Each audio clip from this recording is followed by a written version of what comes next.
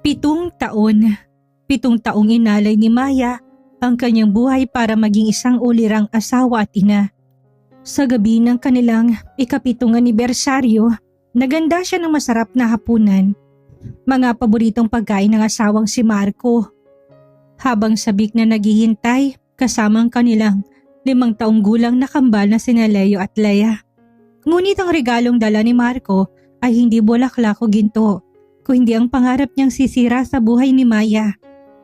Bit-bit nito ang abogadang kabit na si Celine at ang kasulatang nagpapalaya sa kanya at sa kanyang mga anak mula sa sarili nilang tahanan. Wala nang natira kay Maya kundi ang kanyang mga anak at ang natitirang piraso ng kanyang dangal. Sa gitna ng dilim at kawalan, makikilala niya si Gabriela Vance, isang tahimik ngunit makapangyarihang negosyante na may sariling sugat sa nakaraan. Sa piling ng lalaking magtuturo sa kanya kung paano muling tumayo, matututunan ba ni Maya na magtiwala at magmahal muli o mananatili siyang nakagapos sa sakit ng kahapon kapag bumalik si Marco para bawin ang lahat? Inayos ni Maya ang edge ng pulang silk table napkin bago muling sinulyapan ang lumang dingding ng orasan. 8:00 na ng gabi.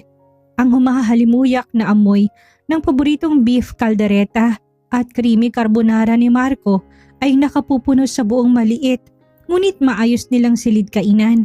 Sa gitna ng mesa ay may nakasinding 2 kandila at isang bouquet ng mga pulang rosas na binili pa niya sa palengke kaninang umaga. 7 taon na silang kasal ngayong gabi.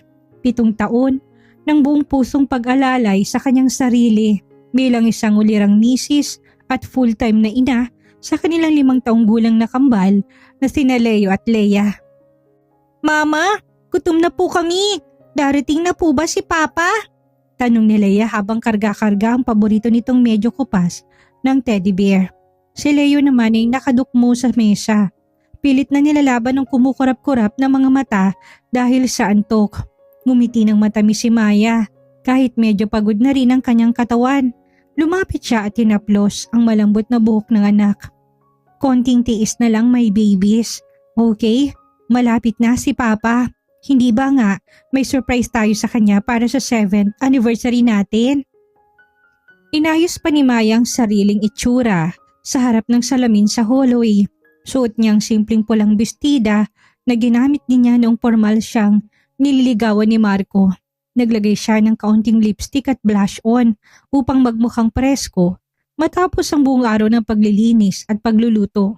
Sa kabila ng lahat ng sakripisyo at pagtitipid nila nitong mga nakaraang buwan para sa negosyo ng asawa, masaya pa rin si Maya dahil buo at tahimik ang kanilang pamilya.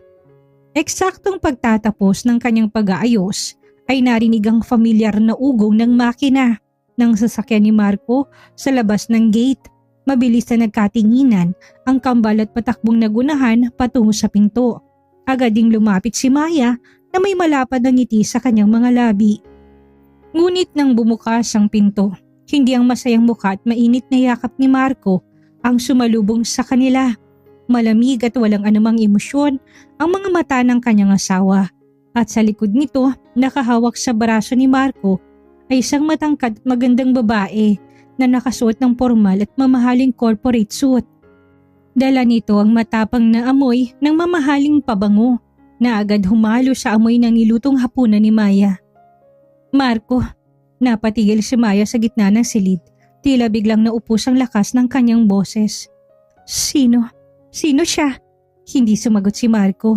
Sa halip na yakapin ng tumatakbong sina Leo at Leia, ay niharang nito ang kanyang braso at bahagyang itinulak ang 2 bata pabalik sa likod ni Maya.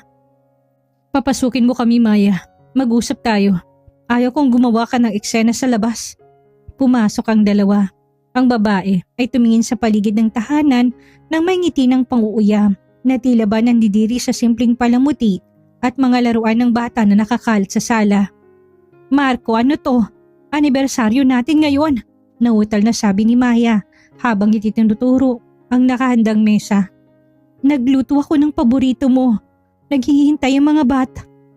"Tigil-tigilan mo ko sa anibersaryo na yan, Maya. Malamig at walang pasubaling putol ni Marco. Magpakatotoo nga tayo. Matagal nang patay ang marriage na to. Ito si Celine. Siya ang legal counsel ng kumpanya ko at siya rin ang babaeng mahal ko ngayon. Tila pinagsakloban ng langit at lupa si Maya. Naramdaman niyang matinding panginginig ng kanyang mga tuhod at ang biglang paglamig ng kanyang mga kamay. Anong sinabi mo, Marco? Nakikiusap ako. May mga bata. Huwag mong sabihin ng ganyang mga biro. Bumuntong hininga si Celine nang may pagkainip. Kumuha to ng isang makapal na brown folder mula sa kanyang mamahaling leather bag at walang pasubaling nilapag yun sa mesa.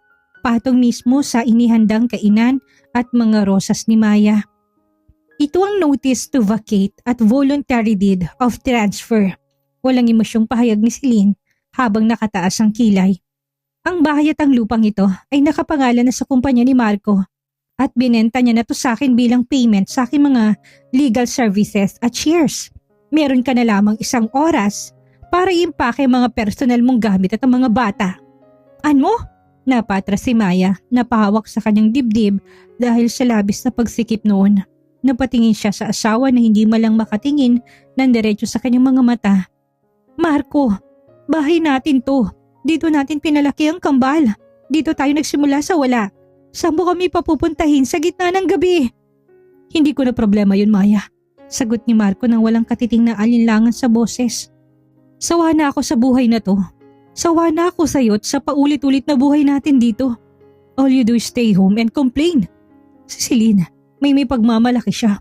Tutulungan niya ako sa negosyo ko at dadalhin niya ako sa itaas. Ayoko na sa'yo. Umalis na kayo bago ko pa ipatawag ang barangay at seguridad para kalad ka rin kayo palabas. Umiyak ng malakas ang kambal dahil sa sigawan at sa tensyon sa silid. Niyakap ng mahigpit ni Maya ang kanyang 2 anak habang dumadaloy ang mainit na luha sa kanyang mga pisngi. Ang 7 taong pagmamahal, katapatan at pagsusumikap ay napalitan ng gano'n na lamang kabilis at kabagsik ng pagtataksil. Bumuhos ang napakalakas na ulan kasabay ng tuluyang pagkasira ng mundo ni Maya. Bitbit ang 2 lumang maleta na mabilis niyang pinagkasya ang mga damit ng mga bata at hawak ang nanginginig ng mga kamay ni Leo at Leia. Nakatayo sila sa tabi ng madilim na kalsada. Sa likod nila, narinig pa niya ang lagapak ng gate at mga paglak ng pinto ng bahay na 7 taon niyang itinuring na tahanan. Mula sa maliit na bintana sa sala, nakita pa ni Maya ang paghalik ni Marco sa pisngi ni Celine habang pinalilipat ng sakit ang kanyang dibdib. Pinanood din niya ang pag-alis ng sasakyan ni Marco mula sa garahe. Tuluyan silang inabandona sa gitna ng matinding bagyo. Mama, malamig po. Nasaan po tayo pupunta? Hikbing ni Leia habang mahigpit na nakakapit sa basang-basa ng teddy bear. Si Leo naman ay tahimik na umiiyak habang kumakapit sa laylayan ng basang bestida ni Maya. Nanginginig ang buong katawan sa labis na takot at lamig. Yumakap si Maya sa 2 bata sa ilalim ng maliit na extension ng bubong na isang saradong sari-sari store. Wala siyang pamilyang matatakbuhan sa Maynila. Ang kanyang mga magulang ay matagal nang pumanaw at ang iilang kaibigan niya ay unti-unti ring nawala ng komunikasyon sa kanya nang maging ganap siyang housewife at itinuon ng buong oras sa pamilya ni Marco. Ang natitirang pera sa kanyang lumang wallet ay 500 piso lamang. Ang natitirang barya mula sa pinamili niya para sa dapat sana'y masayang anniversary dinner nila. Huwag kayong matakot, may babies. Kakayanin ni Mama, bulong ni Maya habang pinipigil ang sariling mga hikbi. Siniksik niyang mga anak sa kanyang katawan upang kahit paano'y maibsan ang malamig na hangin na sumasabay sa buhos ng ulan. Hindi kayo pababayaan ni Mama, ha? Magiging maayos din ang lahat. Habang patuloy ang pagbuhos ng ulan, biglang may humintong isang itim at makintab na SUV sa mismong tapat ng kanilang kinalalagyan. Mabilis na pumagaspas ang ilaw nitong nagpapatingkad sa patak ng ulan. Bumaba ang bintana sa may driver's side at ilang sandali lang ay bumukas ang pinto.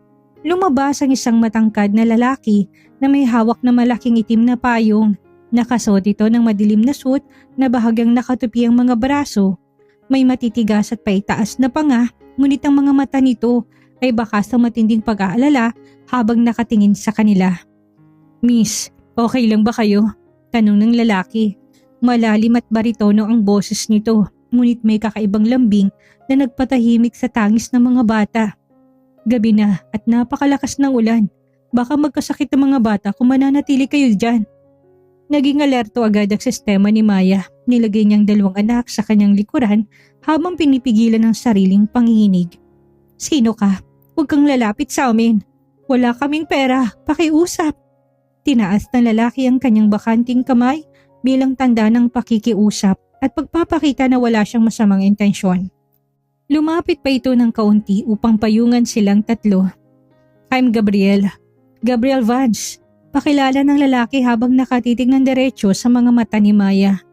May-ari ako ng isang maliit na resort at farm dyan sa kasunod na bayan. Nakita ko kayo mula sa kalsada habang nagmamaneho ako pabalik. Wala na kayong masasakyan sa ganitong oras at lumalalim ng gabi. Tumingin si Maya sa namumutlang mukha ni Leo at Leia. Nangangatog ng mga to at baka sa matinding pagod at gutom. Alam niyang kapag nanatili sila sa kalsada sa gitna ng bagyo, baka magkasakit ng malubha ang kambal. Wala na siyang ibang mapagpipilian. Ang dangal at takot ay kailangan niyang isang tabi para sa kaligtasan ng kanyang mga anak. Sige, pakiusap, tulungan mo kami.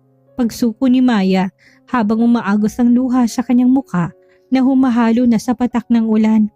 Mabilis na inalalayan sila ni Gabriel papasok sa backseat ng maluwag, mabango at mainit na sasakyan. Pinasok din ito ang 2 maleta sa likod bago pumasok sa driver's seat. Agad nitong kinuha ang 2 malinis at makapal na tuwalya mula sa compartment at inabot sa kanila. Kasama ang 2 bote ng purified water at mga biskwit. Saan ko kayo ihahatid? Tanong ni Gabriel habang tinitignan siya sa rearview mirror. Yumuko si Maya habang pinupunasan ng basang buhok ni Leia. Hindi niya na mapigilan ang muling pagpatak ng kanyang mga luha. Hindi ko po alam. Wala na kaming mapupuntahan. Wala na kaming bahay. Natahimik si Gabriel sa loob ng ilang segundo. Sa pamamagitan ng rearview mirror, nakita ni Maya ang pagseryoso ng itsura nito at ang pagitang kulubot sa pagitan ng mga kilay nito. Isang tingin na malalim na pag-unawa at simpatya. Kung ganun, sumama na muna kayo sa akin. Malamig, ngunit siguradong pahayag ni Gabriel. May bakanting guest house sa loob ng compound ng resort ko sa San Rafael. Ligtas kayo dun. Makakapagpahinga kayo ng mga anak mo habang iniisip mong mga kasunod mong hakbang. Sa gitna ng kadiliman at sa pinakamasakit na gabi ng kanyang buhay, naramdaman ni Maya ang isang maliit na spark ng pag-asa. Sa tulong ng isang estrangherong nangangalang Gabriel, bahagyang nakasilip ang sikat ng araw sa kabila ng makapal na kortina ng guest house ng magising si Maya. Sa kanyang tabi, tahimik na natutulog ang kambal na sina Leo at Leia. Malalim ng paghinga habang nakabalot sa malambot at mabangong kumot. Sa unang pagkakataon, matapos ang ilang araw na takot at pag-aalala, nakaramdam si Maya ng konting payapa sa kanyang dibdib. Inilibot niya ang paningin sa buong kwarto. Hindi lang basta simpleng tuluyan ang binigay sa kanila ni Gabriel Vance. Ang guest house ay may sariling maliit na sala, malinis na kusina at kumpletong mga kagamitan. Kahapon lamang, pagdating nila sa Vance Nature Resort sa San Rafael, agad silang pinaghandaan ng mainit na sopas at pinagpahinga ng walang anumang maraming tanong. Nang makaramdam ng konting lakas, dahan-dahan na bumangon si Maya upang maghilamos. Paglabas niya sa maliit na beranda ng guest house, nasalubong niyang sariwang hangin na may amoy ng mga halaman at basang lupa. Sa hindi kalayuan, nakita niya si Gabriel na nakatayo malapit sa isang malaking mesa sa ilalim ng puno. May hawak na tasa ng kape at tila may kausap sa telepono. Nang mapansin siya nito, mabilis na tinapos ni Gabriel ang tawag at naglakad patungo sa kanya habang may bitbit na isa pang tasa ng kape. Magandang umaga, Maya. Bati ni Gabriel. Walang bakas ng pagmamataas sa boses nito kung hindi isang natural na pagiging masikaso. Kumustang tulog ninyo ng mga bata? Magandang umaga rin po, Mr. Vance. Gabriel na lang. Putol nito habang inaabot ang tasa sa kanya. Huwag ka nang maging formal sa akin. Kinuha ni Maya ang tasa at dahan-dahang humigop. Maraming salamat talaga, Gabriel. Hindi ko alam kung ano mangyayari sa amin ng kambal kung hindi mo kami natagpuan sa kalsada ng isang gabi. Pero kailangan ko na ring maghanap ng trabaho para makatayo kami sa sarili naming mga paa at makabayad sa inyo. Tumingin si Gabriel sa kanya na may halong paghanga at interes. May karanasan ka ba sa pagpapatakbo ng kusina o pagluluto? Napaangat ang tingin ni Maya. Bago ako naging full-time na ina, nagtapos ako ng hotel and restaurant management. Nag-catering assistant din ako noon bago kami kinasal ni Marco. Ngumiti ng bahagya si Gabriel, isang bihirang ngiti na nagpalambot sa matitigas nitong tampok sa mukha. Kung ganun, perfect. Ang resort na to ay naghahanda para sa isang malaking seminar. Sa susunod na linggo at kulang kami sa kitchen staff. Gusto kong ikaw ang humawak sa menu at pagluluto para sa event na yon. Bibigyan kita ng formal na sahod at maaari kayong manatili sa guest house habang nagtatrabaho ka dito. Tila nabawasan ng malaking patong na mabigat na bato ang dibdib ni Maya. Totoo po? Ibig ko sabihin, seryoso ka ba, Gabriel? I never joke about business, Maya. Sagot ni Gabriel habang nakatitig sa kanya. At nakita ko kung paano may nasikaso mga bata. Alam kong responsable ka at may dedikasyon. Itong magiging unang hakbang mo para makabangon. Napaluwa si Maya, ngunit sa pagkakataong ito, hindi yun dahil sa sakit kundi sa labis na pasasalamat. Sa gitna ng pagkakanulo ng sarili niyang asawa, isang estrangherong nagbukas ng pintuan upang muli siyang makatayo bilang isang ina at bilang isang babaeng may sariling dangal. Mabilis na lumipas ang 2 linggo sa Vance Nature Resort at dahan-dahang nagkaroon ng bagong kulay ang buhay ni Maya at ng kanyang mga anak. Ang kusina ng resort na dating tahimik at mekanikal lamang ang dali ng trabaho ay naging mas buhay at humahalimuyak sa mga putahing ginagawa ni Maya. Dahil sa kanyang dedikasyon at angking galing sa pagluluto, naging napakatagumpay ng ginanap na 3 araw na corporate seminar. Maging ang mga bisita ay personal na nagpaabot ng papuri sa mga masasarap na pagkaing inihanda niya. Sa kabila ng kanyang pagiging busy sa kusina, hindi kailanman pinabayaan ni Maya sina Leo at Leia. Ngunit ang mas nakakapagpataba sa kanyang puso ay ang hindi inaasahang pagiging malapit ng 2 bata kay Gabriel Vance. Isang hapon, habang nag-aayos si Maya ng mga resibo sa malaking mesa ng restaurant ng resort, narinig niyang malalakas sa tawanan mula sa malawak na damuhan. Dahan-dahan siyang lumapit sa bintana upang silipin kung anong nangyayari. Sa ilalim ng malaking puno ng mangga, nakita niya si Gabriel, ang lalaking kilala ng lahat bilang seryoso, matipid magsalita at walang ngiti kapag humaharap sa mga empleyado at negosyante. Ngunit sa sandaling yun, nakaluhod to sa damuhan habang nakatupi ang mga braso ng kanyang polo at masayang tinuturuan si Leo kung paano magpalipad ng isang makulay na saranggola. Itaas mo pa yung tali, Leo. Huwag mong bibitawan ng mabilis para hindi bumagsak. Masayang utos ni Gabriel habang nakaalalay sa likod ng bata.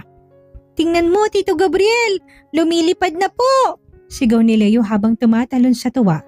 Baka sa mukha ng bata ang matagal na nitong hindi naramdaman. Ang atensyon at gabay ng isang ama na kailanman ay hindi na iparamdam ni Marco na laging abala sa sarili nitong buhay. Sa kabilang banda naman, nakakandong si Leia sa maliit na bangko. Malapit sa kanila, hawak ang isang maliit na sketchpad na binili ni Gabriel noong isang araw. Tito Gabriel, tingnan mo po! Ginalaw ko po yung kulay ng bahay natin! Agad na lumapit si Gabriel kay Leia matapos maitali ni Leo ang saranggola sa poste. Lumuhod siya sa harap ng batang babae at tinignan ang ginuhit nito ng may matinding interes. Wow, napakaganda naman ito, Leia. Sino-sino tong mga tao sa drawing mo? Ito po si Mama, ito po si Leo, ito po ako. Turo ni Leia sa mga figurang ginuhit niya gamit ang crayons. Pagkatapos, tinuro ng maliit nitong daliri ang isang matangkad na figura sa tabi nila.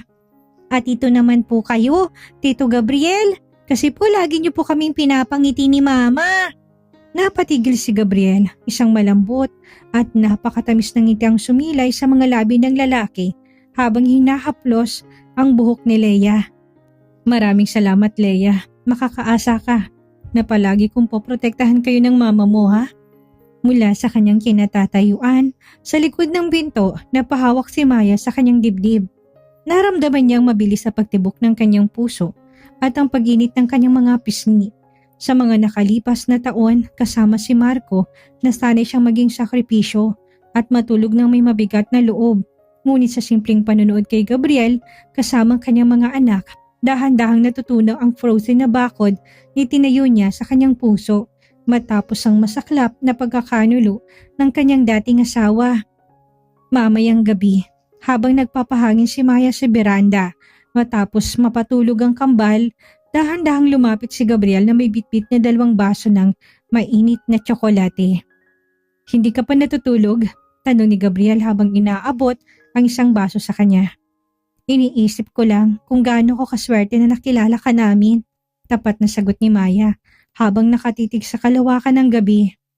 "Gabriel, nakikita kung paano mo tratuhin si Leo at Leia. Hindi mo malang kami kakilala pero pinaparamdam mo sa kanila kung paano magkaroon ng totoong nag-aalaga. Maraming salamat." Lumapit si Gabriel at tumayo sa tabi niya. Sapat ang distansya upang maramdaman ni Maya ang init ng katawan nito. Tumingin si Gabriel sa kanya nang may lalim na nagpadama kay Maya na siya ang pinakamahalagang babae sa buong mundo sa sandaling yun. "Hindi ko ginawa yun dahil lang sa awa, Maya." Seryosong sabi ni Gabriel, ang kanyang boses ay tila musika sa tahimik na gabi. "Ginawa ko yun dahil mahalaga kayo sa akin. Lalo ka na. Sa tuwing nakikita kong ngumingiti ka, pakiramdam ko nagkakaroon din ng saysay ang mga araw ko dito." Natahimik si Maya, ngunit ang kanyang mga mata ay nagbigay ng sagot na hindi kaya ng mga salita. Sa gitna ng katahimikan ng gabi sa San Rafael, alam nilang dalawa na hindi na lamang ito basta tulong ng isang tagapagligtas. Ito na ang simula ng isang bagong pag-ibig na dahan-dahang umuusbong mula sa abo na nakaraan. Abala si Maya sa pag-aayos ng mga sariwang gulay sa kusina nang mapansin niyang tila may kakaibang bigat ang aura ni Gabriel ngayong umaga. Madalas itong nakatitig sa malayo habang hawak ang isang lumang litrato na nakatago sa loob ng kanyang leather wallet. Kapag nahuhuli siya nito na nakatingin, mabilis itong tinatago ang wallet at mag-aalok ng pilit na ngiti. Kagabi, matapos patulugin ni Maya ang kambal, naabutan niya si Gabriel na nakatayo sa may gilid ng lanay, nakatingin sa kadiliman ng gabi habang may hawak na baso ng whiskey. "Gabriel?" Dahan-dahang lumapit si Maya. "May problema ba? Kanina ko pa napapansin na parang napakalayo ng iniisip mo." Humarap si Gabriel sa kanya. Sa ilalim ng liwanag ng buwan, kitang-kitang lamat ng lungkot sa mga mata ng lalaki.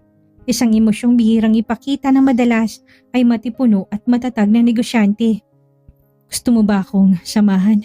tanong ni Gabriel habang tinuturo ang 2 upuang gawa sa ratan sa ilalim ng puno ng mangga. Umupo si Maya sa tabi nito. "Kung handa ka nang magkwento, nakahanda akong makinig. Lagi mo pinapakinggan ang mga rants ko tungkol sa nakaraan ko kay Marco. Ngayon, ako naman ang makikinig sa'yo." Bumuntong hininga si Gabriel ng malalim. Tinititigan ng baso sa kanyang kamay bago dahan-dahang nagsalita. "Nagtataka ka siguro kung bakit ako nakatira sa ganitong kalayo at tahimik na lugar. O kung bakit napakabilis ng loob ko sa mga bata. Sa inyo ni Leo at Leia." Tumingin si Maya sa kanya, naghihintay sa susunod nitong sasabihin. 4 na taon na nakakalipas, panimula ni Gabriel, ang boses ay may halong panginig. "May pamilya din ako noon, Maya. May asawa ko, si Sarah. At may isa kaming anak na lalaki, si Ethan. 3 taong gulang pa lang si Ethan nung panahon na yun." Napatigil si Maya. Hindi niya inakalang ganito kabigat na nakaraan ni Gabriel. Isang gabi, umuulan din ng napakalakas. Katulad ng gabi nang matagpuan po kayo. Pagpapatuloy ni Gabriel, pilit na pinatitigas ang kanyang boses, ngunit bakas ang matinding sakit. "Nagmabilis akong umuwi mula sa isang business trip dahil anniversary din namin. Galit na galit ako sa sarili ko dahil nahuli ako ng uwi. Dahil sa pagmamadali ko, habang nagmamaneho sa madulas na kalsada, naaksidente kami ng isang truck. Naisugod kami sa ospital pero hindi na nakaligtas sina Sarah at Ethan." Napahawak si Maya sa kanyang bibig habang dumadaloy ang simpatya sa kanyang puso. Lumapit siya at dahan-dahang ipinatong ang kanyang kamay sa ibabaw ng kamay ni Gabriel. Dinala ko ang matinding guilt ngayon sa loob ng 3 taon. Bulong ni Gabriel habang nakatitig sa kamay ni Maya na nakahawak sa kanya. Isinuko ko ang malalaking negosyo ko sa Maynila at nagtayo ako ng resort dito sa San Rafael para magtago sa mundo. Iniisip ko na wala na akong karapatang lumigayang muli. Nakasalanan ko ang nangyari sa pamilya ko. Gabriel, hindi mo kasalanan ang nangyari. Aksidente yon. Malambing na sabi ni Maya habang hinahaplos ang kamay ng lalaki. Tumingin si Gabriel ng diretso sa mga mata ni Maya. Yun din ang paniniwala ko noon. Pero nung gabi na nakita kita sa ilalim ng ulan, habang hawak mo si Leo at Leia at handa mong protektahan ng mga anak mo kahit na wala ka nang natitira sa sarili mo, may pumasok na ilaw sa madilim kong mundo. Na-realize ko na pinadala kayo ng Diyos sa akin hindi lang para iligtas ko kayo, kundi para iligtas niyo rin ako mula sa sarili kong pagdurusa. Lumapit pa ng konti si Gabriel at dahan-dahang hinawakan ang pisngi ni Maya. Pinunan ni Leo at Leia ang pangungulila ng puso ko bilang isang ama. At ikaw, Maya, pinaramdam mo muli sa akin kung paano maging totoong lalaki at magmahal ng walang pag-aalilangan. Naramdaman ni Maya ang matinding pagtanggol ng kanyang puso. Wala nang bakas ng pait mula sa pagtataksil ni Marco. Ang natitira na lamang sa kanyang dibdib ay ang malalim at tapat na pagmamahal para sa lalaking nakatayo sa kanyang harap. Isang lalaking may sariling sugat, ngunit handang magmahal at magprotektang muli. Gabriel, bulong ni Maya, bago dahan-dahang sinandal ang kanyang ulo sa dibdib ng lalaki. Yumakap si Gabriel ng mahigpit sa kanya, habang ang dalawang sugat ng nakaraan ay dahan-dahang naghihilom sa piling ng isa't isa. Ang katahimikan at kaligayahan sa San Rafael ay biglang nabulabog sa pagdating ng isang hindi inaasahang bisita. Isang mailiwalas na umaga, habang tumutulong si Maya sa pag-aayos ng mga bulaklak sa dining hall ng resort, narinig niyang sigawan ng 2 bata mula sa playground area. Mabilis na tumakbo si Maya patungo doon kasabay ni Gabriel na katatapos lang makipag-usap sa mga empleyado. Pagdating nila sa playground, napatigil si Maya sa matinding gulat at galit. Nakatayo doon si Marco, nakahawak sa braso ni Leo habang pilit na hinihilang bata patungo sa kanyang mamahaling sasakyan. Si Leia naman ay umiiyak habang nakakapit sa bakod. "Bitawan mo ko! Ayoko sa'yo! Tito Gabriel!" sigaw ni Leo habang pumapalag sa hawak ng ama. "Marco!" sigaw ni Maya habang mabilis na lumapit at iniharang ang sarili sa pagitan ng dating asawat ng kanilang anak. Mabilis niyang inagaw si Leo at pinalikod ang 2 bata sa kanya. "Anong ginagawa mo dito? Paano mo nalaman kung nasan kami?" Tumingin si Marco sa kanya na may pang-uuyam. Ibang-ibang itsura nito kumpara noon na pinalaya sila. Ngayon ay halatang stress, gulo-gulo ang suot na suit at may mga maitim na bilog sa ilalim ng mga mata. "Wife," usal ni Marco na may pilit ng ngiti. "Pumunta ako dito para bawiin ang pamilya ko. Magsimula tayo ulit, Maya. Umuwi na kayo ng kambal sa akin." Natawa si Maya ng mapait. Hindi makapaniwala sa kakapala ng mukha ng lalaki. "Umuwi? Marco, pinalayas mo kami sa gitna ng ulan. Kasama ng kabit mo. Benenta mong bahay natin. Tapos ngayon, babalik ka? Na umuwi na kayo? Wala ka ng pamilyang babalikan." "Nagkamali ako, Maya," sigaw ni Marco. Lumalapit pa ng kaunti. "Si Celine, niloko lang ako ng babaeng yun. Binenta niya mga assets ng kumpanya ko at pinalabas na ako may utang sa bangko. Bagsak ng negosyo ko, Maya. Pero kapag bumalik ka't mga bata, makakakuha ko ng trust fund. Galing sa papana ng mga magulang ko para sa kambal. Kailangan kong mga bata." Lumabas ang totoong motibo ni Marco. Hindi pagmamahal sa pamilyang dahilan ng kanyang pagbabalik ko, hindi ang perang may sisave ng mga bata para maiahon ang nawasak niyang negosyo. Bago pa man makapagsalita ulit si Maya, isang matatag na balikat ang humarang sa tapat ni Marco. Lumapit si Gabriel, ang mga matay malamig pa sa yelo at ang kamao ay nakakuyom sa matinding galit. "Umalis ka na. Bago ko pa ipalabas sa security ang isang taong tulad mo." Malamig ngunit may banta sa boses ni Gabriel. Tumingin si Marco kay Gabriel mula ulo hanggang paa. "At sino ka naman? Ha? Ikaw ba ang bagong lalaki ng asawa ko? Maya, kaya pala ayaw mo nang bumalik dahil may Kapalit na ako kaagad. Isang malakas na sampal ang ginawad ni Maya sa pisngi ni Marco. Pag mong ipare si Gabriel sa'yo. Si Gabriel ang nagligtas sa amin nung tinapon mo kami na parang basahan. Umalis ka na, Marco. Kailanman, hindi mo na ulit makukuhang mga anak ko. Nanggagalaiti sa galit si Marco habang humahawak sa kanyang pisngi. Tignan natin, Maya. Kukunin kong custody ng mga bata. Legal silang anak ko at wala kang sapat na pera para labanan ako sa korte. Subukan mo, banta ni Gabriel habang nakatiting ng diretso sa mga mata ni Marco. I will make sure you lose everything you have left. Padabog na umalis si Marco at pinaharurot ang kanyang sasakyan. Niyakap ni Maya ang kanyang umiiyak na mga anak habang nanginginig ang buong katawan. Lumapit si Gabriel at inakap silang tatlo. Huwag kang matakot, Maya, bulong ni Gabriel sa kanyang tenga. Lalabanan natin siya. Hindi ko hayaan na kunin niya ang kambal mula sa'yo. Naging mabilis sa tila bagyo ang mga sumunod na araw para kay Maya. Gaya ng kanyang banta, nagsampa si Marco ng formal na petisyon sa korte upang makuhang ganap na custody sa kambal na sina Leo at Leia. Ginamit ng dating asawa ang tulong ng ilang natitira nitong koneksyon para palabasin na si Maya ay walang kakayahang pampinansyal at walang permanenteng tirahan upang palakihin ng maayos ang mga bata. Sa loob ng silidukuman sa lungsod ng Pasig, malamig ang paligid at bakas ang matinding tensyon. Nakaupo si Marco sa kabila kasamang kanyang bagong abogado. May pilit na ngiti sa mga labi na tila sigurado na sa kanyang tagumpay. Sa tabi naman ni Maya ay nakaupo si Atty. Valderrama, isa sa mga pinakamagagaling at pinakakilalang family lawyer sa bansa na kinuha mismo ni Gabriel para ipagtanggol sila. Sa likod ni Maya, nakaupo si Gabriel. Ang simpleng pagpapatong ng kamay nito sa kanyang balikat bago magsimula ang pagdinig ay sapat na upang magbigay sa kanya ng lakas ng loob. Your Honor, panimula ng abogado ni Marco habang nakatayo sa harap ng huwes. Ang aking kliyente na si Mr. Marco Sandoval ay ang biological na ama ng mga bata. Siya ay may legal na karapatan at mas nakakayahang mabigay ng maayos sa kinabukasan kumpara sa ina na kasalukuyang nakikitira lamang at nagtatrabaho bilang isang ordinaryong kusinera sa isang resort. Napako yung mga kamay ni Maya sa ilalim ng mesa.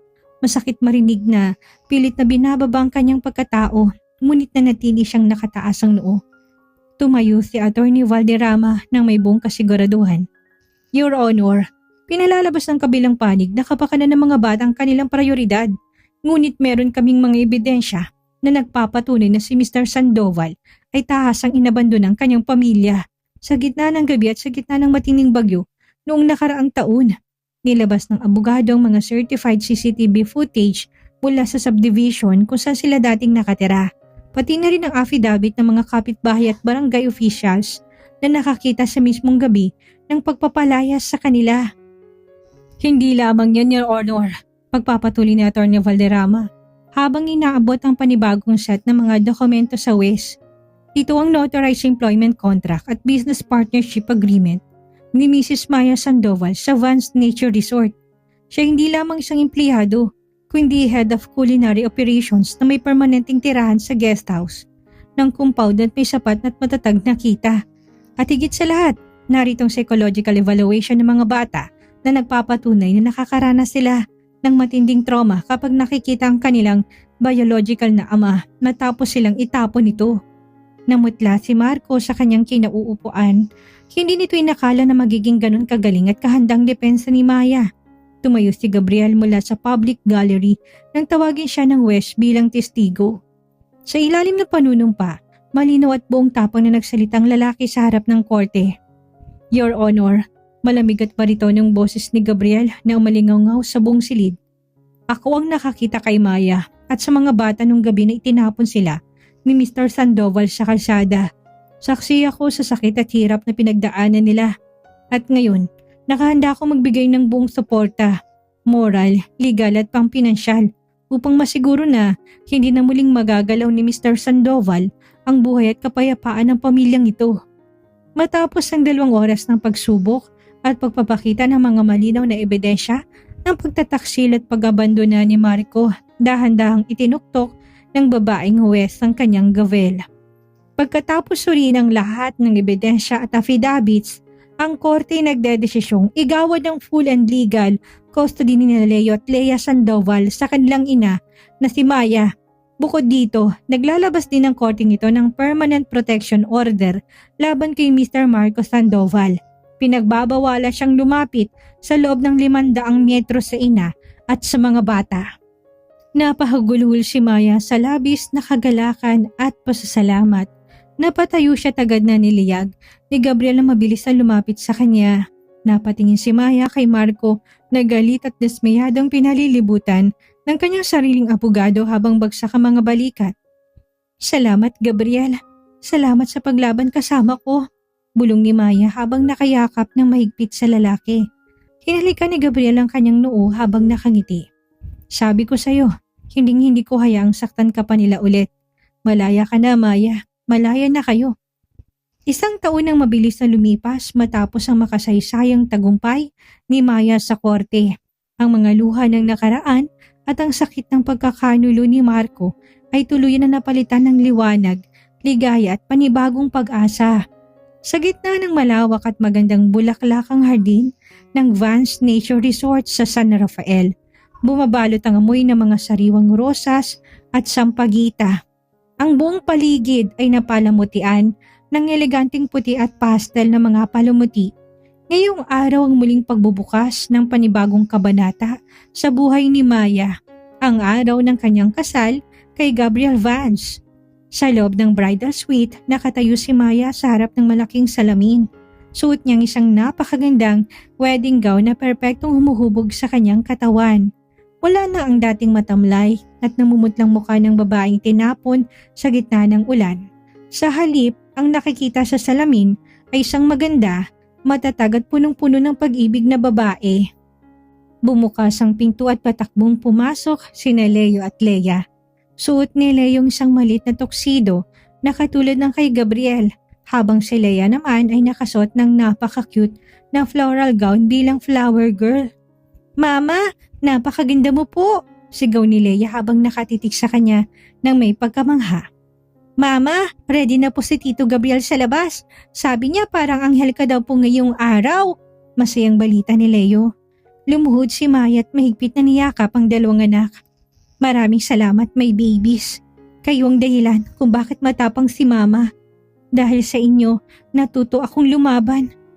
Nang tumunog ang instrumental na tugtog ng bridal march, dahan-dahang bumukas ang malaking pinto ng garden chapel. Hawak ni Maya ang kanyang bouquet habang naglalakad sa ibabaw ng carpet na ginayakan ng mga petals ng bulaklak. Sa dulo ng altar, nakatayo si Gabriel, mukhang napakagwapo sa kanyang pagsusuot ng formal na barong Tagalog at may luhang nagniningning sa kanyang mga mata habang pinapanood ang paglapit ng babaeng pangarap niyang makasama habang buhay. Nang makarating si Maya sa dulo, inabot ni Gabriel ang kanyang kamay. Ang init ng palad ng lalaki ay nagbigay ng walang katumbas na seguridad sa puso ni Maya. "Napakaganda mo, my love," bulong ni Gabriel nang may tapat at malalim na pagmamahal. "Salamat sa hindi pagsuko sa akin, Gabriel," sagot ni Maya habang nakangiti sa gitna ng sariling mga luha. Sa harap ng Diyos, ng kanilang mga kaibigan at ng mga taong nagmamahal sa kanila, formal na pinahayag ni Maya at Gabriel ang kanilang mga sumpa ng pag-ibig. Ipinangako ni Gabriel na poprotektahan, mamahalin at aalagaan si Maya, pati na rin sina Leo at Lea hanggang sa huling sandali ng kanyang buhay. Muli rin niyang formal na inampun ng 2 bata upang maging ganap na silang isang pamilya. "Iniligtas mo ang puso ko mula sa dilim, Maya," pahayag ni Gabriel bago tinaas ang veil ng kanyang bride. "Ikaw at ang mga bata ang aking tahanan. At ikaw ang aking bagong umaga, Gabriel," sagot ni Maya. Inilapat ni Gabriel ang kanyang mga labi sa mga labi ni Maya. Isang matamis, tapat at walang katapusang halik na nagmarka sa wakas ng sakit at simula ng kanilang walang hanggang kaligayahan. Sa paligid, nagpalakpakan ng lahat habang sabay na tinapon ng mga bisita ang mga bulaklak sa hangin. Sa pagtatapos ng araw, habang nakatayo si Maya at Gabriel sa biranda ng kanilang tahanan habang pinapanood ang kambal na masayang naglalaro sa damuhan. Alam ni Maya na kahit gaano kabigat ang bagyo sa gabi, Palaging may masayang umaga na naghihintay para sa mga marunong magmahal at magpatawad. Sa buhay ay may mga gabi na tila walang katapusan ng dilim. Mga gabi kung kailan ang taong pinagkakatiwalaan mo ng iyong puso, pangarap at buhay ang siya palang wawasak sa'yo nang walang awa. Ngunit gaya ni Maya, matututunan natin ang bawat pagtatapos ay hindi nangangahulugang katapusan ng ating kwento, kundi ang simula lamang ng ating tunay na pagbangon. Hindi man natin mapipigilan ang pagbuhos ng ulan at ang pagdating ng mga bagyo sa ating buhay. Tandaan natin na laging may isang pinto na bubukas kapag isinara ang lahat. Laging may pag-asang naghihintay para sa mga pusong marunong magtiis, lumaban at magmahal muli. Ang kwento ni Maya ay paalala sa bawat isa sa atin. Huwag kailanman hahayaang tukuyin ng sakit ng kahapon ang kagandahan ng iyong bukas. Dahil sa dulo ng bawat madilim na gabi, laging may naghihintay na bagong umaga. Maraming salamat po sa inyong pagsama at pagsubaybay sa kwento ng buhay, pagluha at muling pagbangon ni Maya. Salamat sa bawat minutong inilaan ninyo sa pakikinig, sa bawat luhang sinabay ninyo sa kanyang mga pagsubok at sa bawat ngiting ibinahagi ninyo sa kanyang muling paglipad at tagumpay. Kayo po ang dahilan kung bakit patuloy kaming nagkakaroon ng inspirasyon na magbahagi ng mga kwentong nagbibigay aral, pag-asa at inspirasyon sa puso ng bawat Pilipino. Kung naantig pong inyong mga puso sa kwentong ito, huwag niyo pong kalimutang mag-like, mag-comment ng inyong mga reaksyon at i-share ito sa inyong mga mahal sa buhay. Mag-subscribe na rin po kayo para hindi niyo ma-miss ang mga susunod pa nating nakakaabang na kwento. Muli po ako inyong tagapagsalaysay na si Miss Maria at nagpapasalamat mula sa kaibuturan ng aking puso. Hanggang sa muli nating pagkikita sa susunod na kwento ng pag-ibig at pag-asa.